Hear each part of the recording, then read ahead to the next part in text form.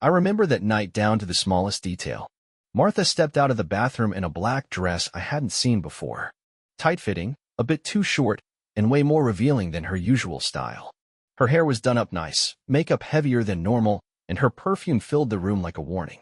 "Too much?" she asked, looking at herself in the mirror instead of me. I shrugged. "Depends on the crowd, I guess." She smirked. "It's just a reunion, George. Class of '99. Nothing wild." Right. Nothing wild. We'd been married 16 years by then. And in all that time, Martha had never once shown that much effort for a night with me. But for a gymnasium full of washed-up classmates? That's when she pulls out the heels and lipstick? I didn't say any of that, though. Just nodded and helped zip her up. She grabbed her purse, checked her phone, and said, "I might be late." "You don't have to wait up." That's what did it. The way she said it, casual, like it didn't matter.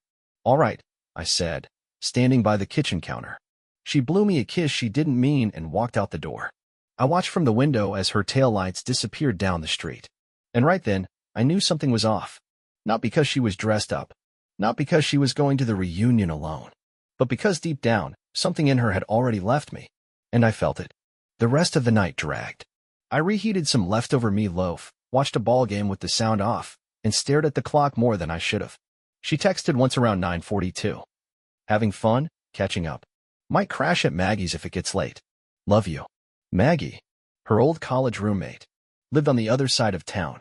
She mentioned her name just enough to make it seem plausible. Still, the text didn't feel right. I typed back, "Okay, be safe."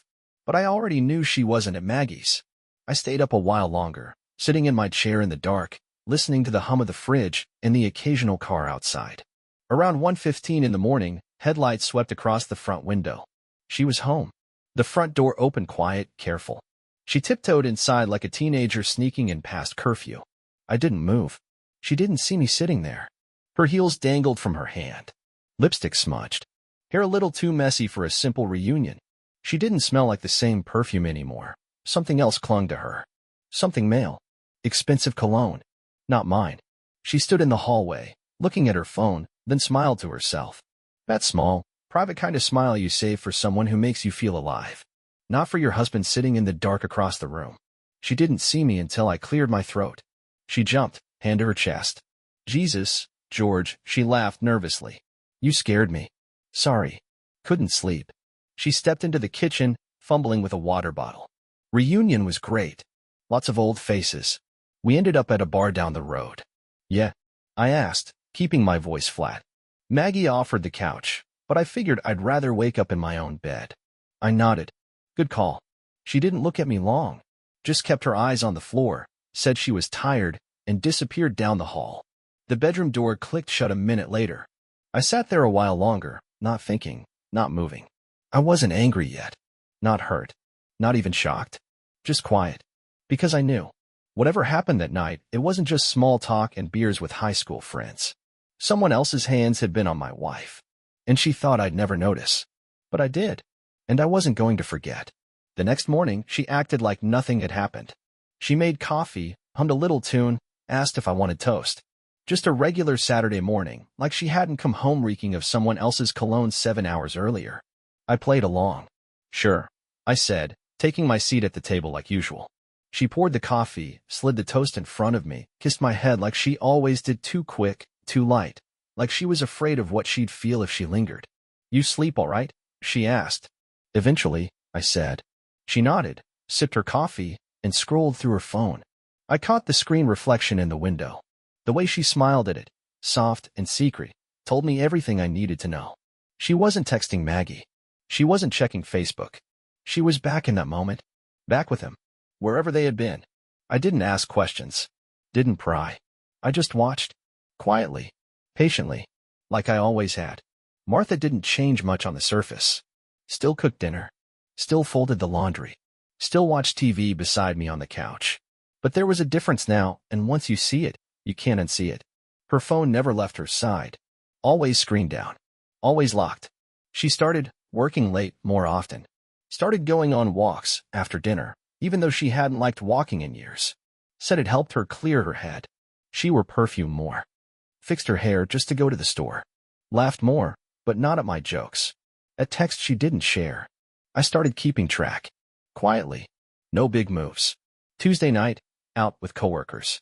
Came back at 11:40 p.m. Friday, gym bag in the backseat. She hadn't stepped foot in a gym in over a year. Sunday, said she was going to her sister's. I called her sister around 7:15, just to check in. She was out of town. Business trip.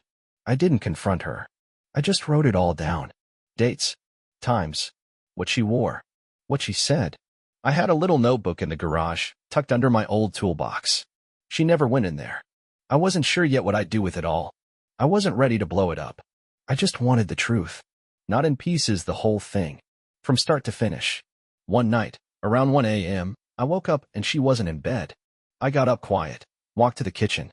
She was standing there in the dark, lit only by the glow of her phone screen, barefoot, one arm wrapped around her chest like she was holding herself together. She didn't hear me. Her lips moved, barely above a whisper. Then she giggled. Soft, light, almost girlish. It was the kind of laugh I hadn't heard from her in years. The kind she used to give me. But it wasn't mine anymore. She pressed the screen to her lips and kissed it. That was it for me. I backed away, careful not to make a sound, and went back to bed. I didn't sleep. I stared at the ceiling and thought about how long she'd been slipping away. How she probably thought she was being clever, careful, innocent. But she wasn't. I knew. I knew everything I needed to know. And now it was just a matter of what I'd do with it. By the end of that week, I made a decision. I wasn't going to confront her. Not directly. I wasn't going to scream or cry or throw things like she probably expected. No.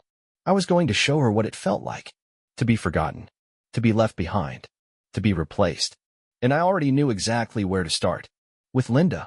Her best friend. The first time I talked to Linda, really talked to her, I already knew what she'd done. See, most people don't think husbands notice the background noise. But I do. Always have. Martha thought she was being slick, but I caught little things. One time, after dinner, I overheard a voice message on her speaker, just a few seconds before she hit pause. Linda's voice, clear as day. Girl, life's too short to be bored. If Alex makes you feel something, you don't owe anybody an apology. She paused it fast, thinking I hadn't heard. But I did. And I remembered. Linda wasn't just Martha's friend. She was her cheerleader, her backup, her excuse. And if she knew about the affair, and she did, she didn't stop it.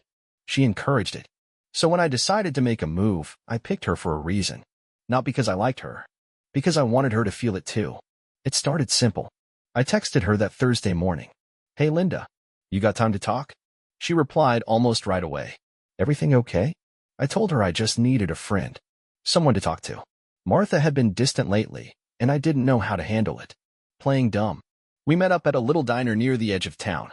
The kind of place with chipped mugs and waitresses that still call you hon. Linda showed up in jeans and a sweater, sunglasses in her hair, looking surprised, maybe even a little nervous. Wow, she said, sliding into the booth. Wasn't expecting this. I smiled. Yeah, me either. She stirred her coffee, looked around, then leaned in like she wanted to seem sympathetic. Things rough between you and Martha? I gave her a quiet nod. Feels like we're living separate lives lately. She gave this half-hearted frown, like she was trying to look concerned. I'm sure it's just a phase. Martha loves you. She's probably just. I don't know, bored. Bored. There it was again. That word. Same one I heard in that voicemail. The word they used to justify everything. So, I said, looking her dead in the eyes, if a woman's bored, that's reason enough to step out on her husband? She blinked. What? No, I didn't say that. You kind of did. She shifted in her seat. George, I'm just saying, people change. Marriage gets hard. Sometimes people need space. Space. Another good word. Space to cheat. Space to lie. Space to pretend you're still the good guy while you wreck someone else's life. I nodded slowly. You're right. People do change. We talked another half hour. I kept my tone light. I didn't bring up Alex. Didn't ask her how much she really knew. I already had my answer. Linda was too good at playing both sides. So I played along too. I told her how lonely I'd been. How I missed connection. How I didn't feel seen anymore. And every word I said, I watched her eyes soften. She wasn't just playing along now, she was biting. That's when I realized something. Linda liked being needed. She liked the idea of being the good one. The one who understood. Martha had treated her like a backup character for years. And here I was, finally making her the main one, even if just for a little while. By the end of the lunch, she touched my hand when we said goodbye. A small touch. Innocent on the surface. But not really. She texted me that night. "You're a good man, George. Don't let her make you forget that." I stared at that message a long time. Not because I believed it, but because I knew, deep down, she wanted to believe it herself. And that was exactly what I needed. Let her fall. Let her feel wanted. Let her trust me. Because now the game had really started. Linda wasn't hard to spend time with. She had that easy kind of charm, the kind that didn't try too hard. Friendly smiles, warm tone, always ready to listen. I could see why Martha kept her around. She just didn't realize Linda had been sharpening the knife behind her back too. I started bumping into Linda more often. At the grocery store. At the coffee shop by her office. I made it look accidental. Truth was, I knew her schedule better than she probably did. Martha used to talk about it all the time. She and Linda always go to yoga on Wednesdays. She and Linda grab drinks on the last Friday of the month. She helps Linda walk her dog when she's out of town. I remembered all of it. And I used it. That Friday afternoon, I showed up at the park where Linda liked to walk her golden retriever, Murphy. I brought a coffee for myself and one for her. She laughed when I handed it over. "You really did remember how I like it." "Of course," I said, smiling like it meant something. We walked the loop once, maybe twice. Talked about nothing important. The weather. Weekend plans. Then, halfway through the third lap, she asked, "How are things at home?" I paused just enough to make it look like that question hit hard. "They're quiet," I said. "You ever sit in your own house and feel like a guest?" She didn't answer right away. Just nodded slowly, eyes on the trail. "I used to feel like that too," she said, voice soft. "With my ex. You stop being seen after a while. You're just part of the furniture." I looked at her and said, "Yeah, exactly." It wasn't true, of course. Martha had seen me just fine. She just stopped caring what she saw. But I knew how to play the part. The hurt husband. The lonely man. The guy who just needed someone to care. Linda stepped right into that role. We started texting more. She'd check in during the day, just thinking about you. She started bringing over small things, cookies she'd baked, leftovers from dinner. One night she dropped off a lasagna and stayed to help me eat it. She sat on the couch after, feet tucked under her, glass of wine in hand. She looked relaxed. Too relaxed. She was comfortable in my home in a way Martha hadn't been in months. And I let her be. I didn't rush anything. No touching. No flirting. Just attention. Just warmth. Just enough silence between us to make her wonder what it might become. And Martha? She didn't notice a thing. She was busy. Work. Friends. Appointments. I stopped asking questions. I stopped waiting up. She seemed relieved.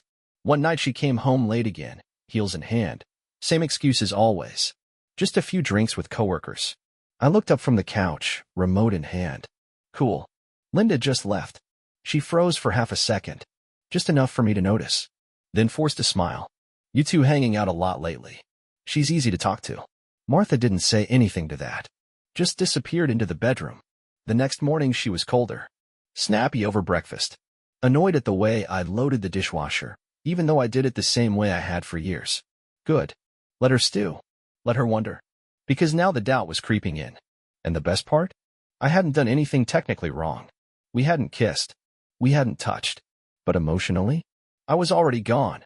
And I'd taken her best friend with me. By the following week, Linda asked if I wanted to come over for dinner. Said she was making roast chicken and didn't want to eat alone. I said yes. Not because I was hungry. Because the closer I got to Linda, the more Martha started to feel the burn. Dinner at Linda's was quiet. Comfortable. Too comfortable, maybe. She'd set the table, lit a candle, just one, and had soft music playing in the background. Not romantic, not forced. But the kind of scene that made you forget the world outside for a while. I brought a bottle of wine. Nothing fancy, but she acted like it meant something. "See? You remember things," she said, smiling as she poured us both a glass. I didn't answer. Just raised my glass and clinked it against hers. "To good company," I said. She smiled at that. The kind of smile you give when you've been lonely too long and someone finally notices. We ate, talked, laughed a little. She didn't press. Didn't ask about Martha. Just let the evening flow, slow and easy. She was wearing a soft gray sweater and jeans, hair down, no makeup. She looked more real than Martha had in months. After dinner, we moved to the couch, sipping the last of the wine. Murphy, her dog, curled up at her feet. I like this, she said quietly. This. Just talking. No pretending. I gave a slow nod. Yeah, me too. She looked at me then, really looked. I searching for something. Maybe hope. Maybe guilt. Maybe both. I know I said it before, she said, but I'm sorry I encouraged her. She didn't need to say who. I didn't think it'd go that far, she added, voice barely above a whisper. It was supposed to be harmless. I didn't know she'd choose him. I asked. Linda looked down. Yeah. I leaned back. You told her to follow her heart. She did.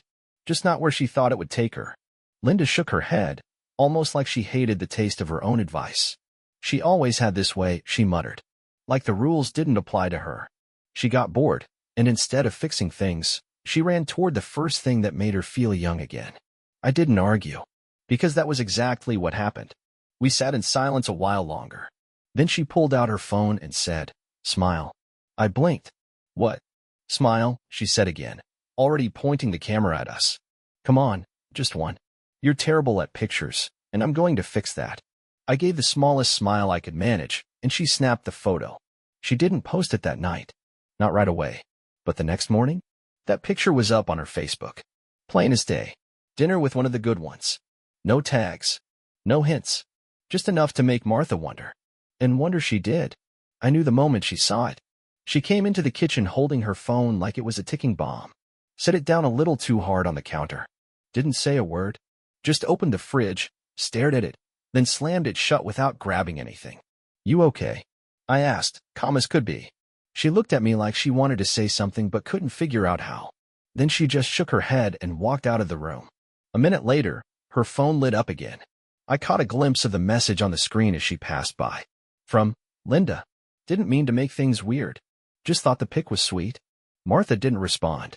Just locked the phone and shoved it into her purse like it had betrayed her. The rest of the day she was quiet. Short answers. Nervous energy. Like a storm waiting to happen. She still hadn't asked if anything was going on between me and Linda. But she was thinking it. You could see it in her eyes. That itch in the back of her head she couldn't scratch. The same one I'd lived with for months. That night, while she was brushing her teeth, I stood in the hallway and said it flat out. Dinner was great, by the way. She paused mid-brush. Looked at me through the mirror. With Linda, I added. She didn't answer. Didn't move. But I saw it in her eyes. The first crack. She was starting to break. The next morning, she finally asked. Not directly, of course. That's not Martha's style. But she couldn't hold it in anymore. She was drinking coffee in the kitchen, scrolling her phone like usual. When she said it, casual tone, I still on the screen. So, you and Linda are spending a lot of time together lately, huh? I didn't flinch. I'd been waiting for this. Yeah, I said, keeping my voice flat. She's easy to talk to. Martha looked up for a second. Since when do you two talk? I sipped my coffee. Since I needed someone who listens. That hit her harder than she expected. Her jaw clenched just a little, and she turned her attention back to her cup. I just thought it was a little weird, that's all, she mumbled. You didn't think it was weird when she encouraged you to find your happiness, did you? Now she looked at me. Really looked. Eyes narrowed. What's that supposed to mean? I shrugged. Just saying. She was pretty vocal about how bored you were. Her lips pressed together. She didn't deny it. Didn't even try. Instead, she picked up her mug and walked out of the room without another word.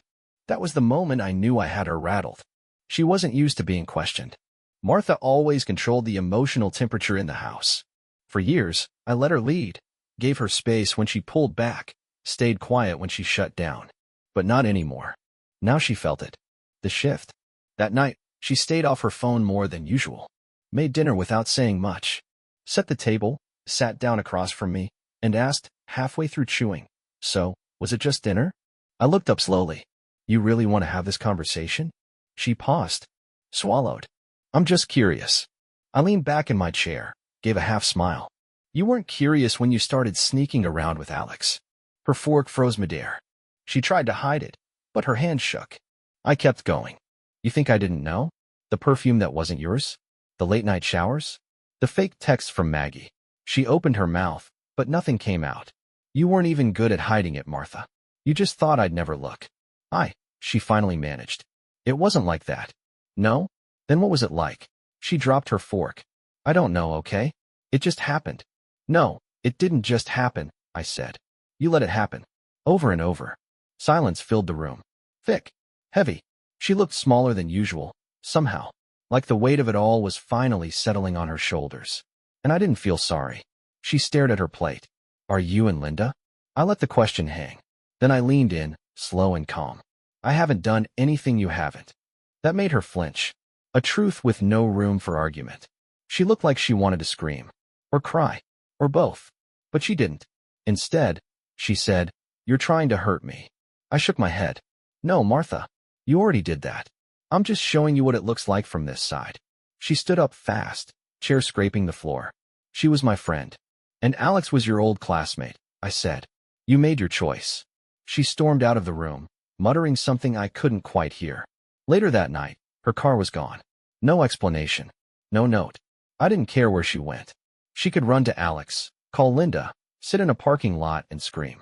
Didn't matter. Because the point had landed. For the first time since this all began, Martha wasn't in control. And she knew it.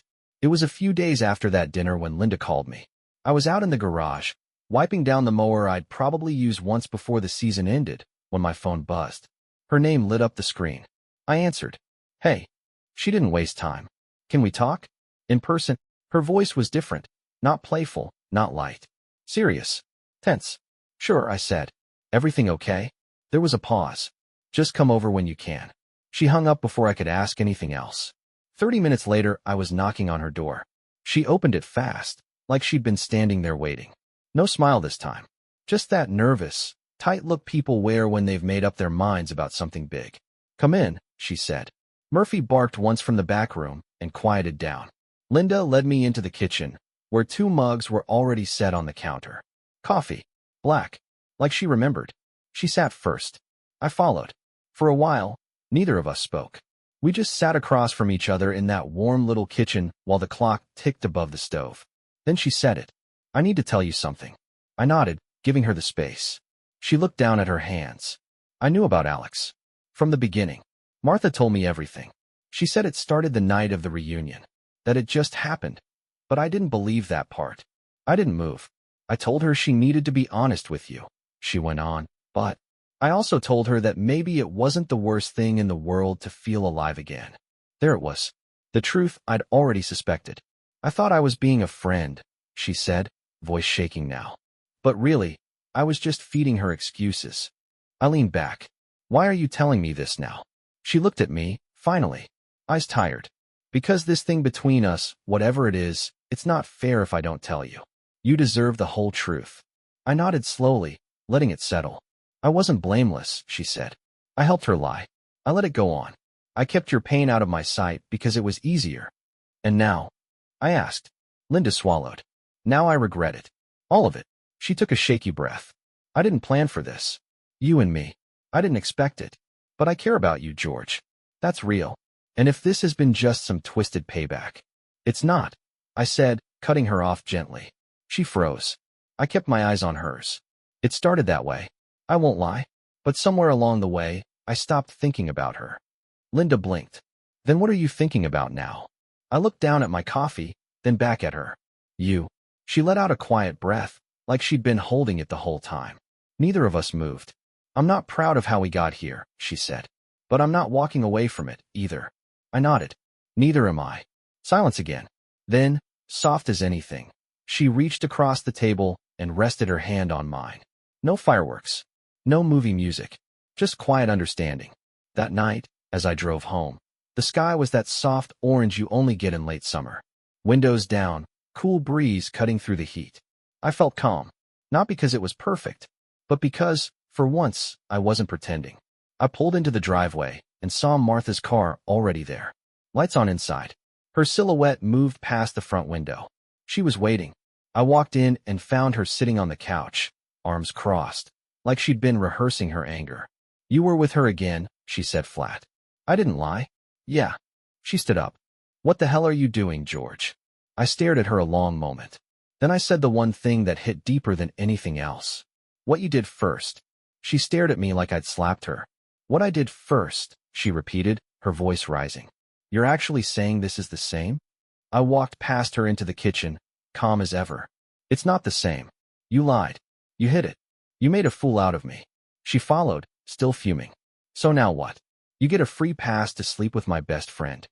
I haven't slept with anyone, I said, turning to face her. But maybe I will. Maybe I'll do it right in front of you, like you did to me every time you came home with his cologne on your clothes. Her jaw dropped. She didn't expect me to say it like that. Raw. Plain. No filter. I never meant to hurt you, she said weakly, eyes darting around the room like she was searching for a reason to believe her own lie. But you did, I said. And you kept doing it. You wanted to feel something again. Great.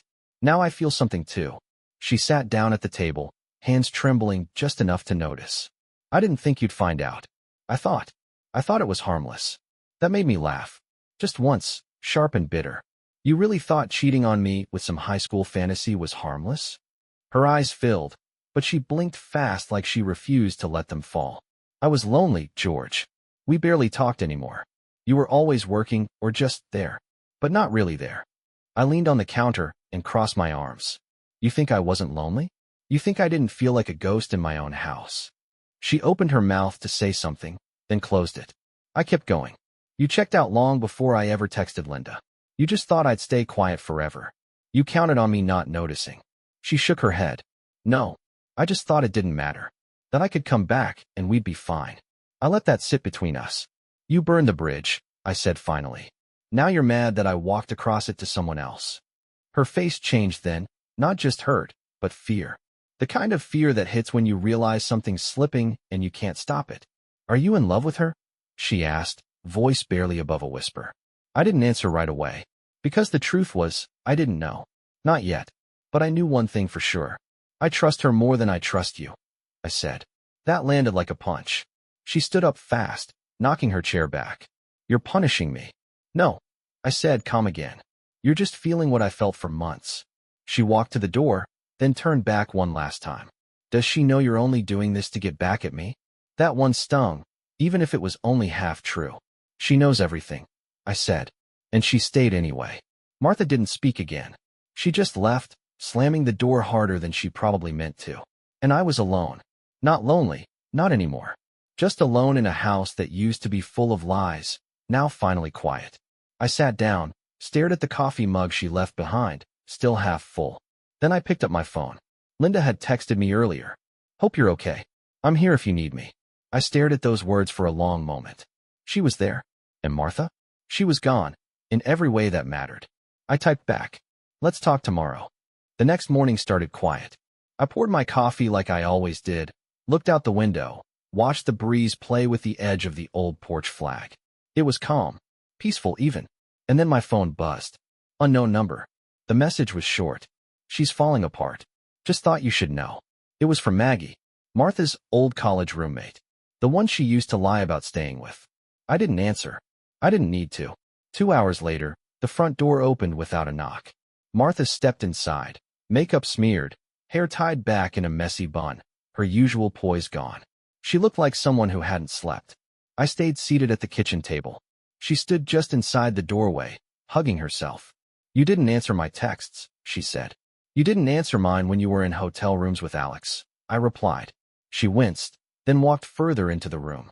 I don't want to lose everything, George. I looked at her. Really looked. She didn't seem sorry. She seemed scared. There's a difference. You already did, I said. I made a mistake, she whispered. He wasn't what I thought. I nodded. He never is. She stepped closer, voice soft. We had a life together. No, I said. We had a lie together. That's what you turned it into. Her eyes welled up. I thought you'd never stop loving me. I didn't stop, I said. You just made it impossible to keep going. She sat down across from me, shoulders slumped. I didn't know what I wanted. I just knew I didn't want to feel invisible anymore. I sipped my coffee. Then why does it bother you so much that someone else sees me now? She blinked fast. Because it's her, George. Linda. You mean the woman who backed you up while you cheated? I said. The one who told you to follow your heart, as long as it wasn't back to me. She's supposed to be my friend, Martha snapped. Was I supposed to be your husband? Silence. I thought I'd be the one walking away, she said quietly. I thought I'd be the one who ended it. But you didn't, I said. You just lit the match. I'm the one who finally put the fire out. She looked up. What happens now? I didn't answer right away. Then I stood and walked to the counter. I picked up a folded envelope and slid it across the table. She didn't open it. She knew what it was. Divorce papers? She asked, voice small. Yep. She nodded slowly, staring at the envelope like it might explode. And her? She said, without looking up. Is she going to replace me? She's not replacing anything, I said. She's just been honest. That's more than I can say for you. Martha picked up the envelope and held it in both hands, like it was heavier than it should have been. You're really done? I nodded. I was done the night you came home smiling like a teenager and smelling like someone else's skin. Tears rolled down her cheeks then. Real ones this time. But I didn't reach out. I didn't move.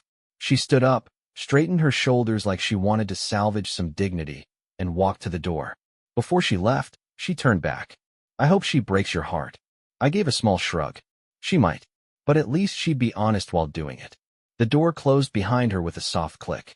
Not slammed. Not dramatic. Just final. And in that moment, I didn't feel angry. I didn't feel sad. I felt free. 2 weeks after Martha signed the divorce papers, I sat on the back porch alone, watching the sky melt from blue to gold. No lawyers, no yelling, no more pretending. Just quiet. 2 weeks after the divorce papers were signed, I sat on my back porch with a cup of black coffee and no idea what day it was. And for once, I didn't care. There was no more wondering when she'd come home. No more second phones. No more pretending. Just quiet. Martha moved out the day after she signed. No teary goodbye, no dramatic scene. Just a cold silence, a couple of taped-up boxes, and one last glance in the rearview mirror as she pulled out of the driveway. I never waved. As for Linda, we stopped talking after that night. She didn't do anything wrong in the end. Not really, but too much damage had been done. What started as a plan had drifted into something messy, and I didn't want to build something new on top of the wreckage of everything old. One night she texted me, "Hope you're okay." I typed out a dozen replies, then deleted them all. I never wrote back, because I realized something I hadn't allowed myself to feel in a long time. I didn't need to be with someone to feel whole. I just needed to be away from the people who broke me. So I spent the next few weeks relearning how to live in my own space.